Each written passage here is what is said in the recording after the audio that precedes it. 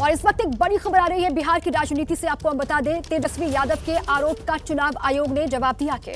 चुनाव आयोग ने कहा कि आरोपों को लेकर नहीं दिए गए कोई सबूत। मतदाता सूची पर तेजस्वी यादव ने सवाल उठाए थे और चुनाव आयोग की ओर से जवाब दिया गया है। और ये कहा गया है चुनाव आयोग की ओर से कि आरोपों को लेकर कोई सबूत नहीं दिए गए।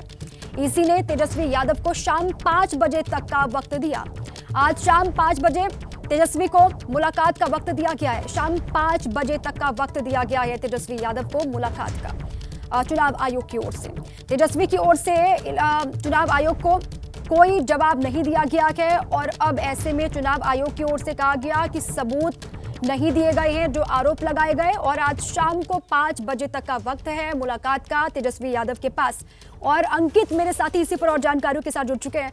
अंकित, अब इसके मायने क्या हुए? चुनाव आयोग ने साफ साफ लहजे में कह दिया है कि जो आरोप लगाए गए उसका सबूत दिया नहीं है और अब वक्त है शाम के 5 बजे तक। आज बिल्कुल, देखिए दीपा, पिछले कुछ दिनों से जब से केंद्रीय चुनाव आयोग की तरफ से कहा गया है कि बिहार में जो वोटर लिस्ट है यानी मतदाता सूची है उसके अपडेशन का काम किया जाएगा, तो उसको लेकर के राजनीति भी शुरू हो गई है। तमाम विपक्षी दल ये आरोप लगा रहे हैं कि इसकी आड़ में एनआरसी करवाने की भी तैयारी कर रही है केंद्र सरकार और चुनाव आयोग उसी इशारे पर काम कर रहा है। लेकिन चुनाव आयोग ने साफ तौर पर जो है कहा है कि संविधान के अनुच्छेद 326 के तहत ये प्रक्रिया की जा रही है और सभी तरह के आरोप पूरी तरह निराधार है। लेकिन फिर भी क्योंकि आरजेडी लगातार इस मुद्दे को लेकर के जो है मुद्दा उठा रही है, शिकायत कर रही है, लिहाजा आरजेडी और तेजस्वी यादव की तरफ से चुनाव आयोग में एक चिट्ठी भेजी गई थी। तो चुनाव आयोग ने कहा है कि आप आइए और अपने जो तथ्यों को, आपकी जो भी शंकाएं हैं उसको दूर कर सकते हैं शाम को 5 बजे तक। लेकिन अब तक ना तो आरजेडी के किसी नेता की तरफ से ना ही तेजस्वी यादव की तरफ से चुनाव आयोग में शाम को जो बैठक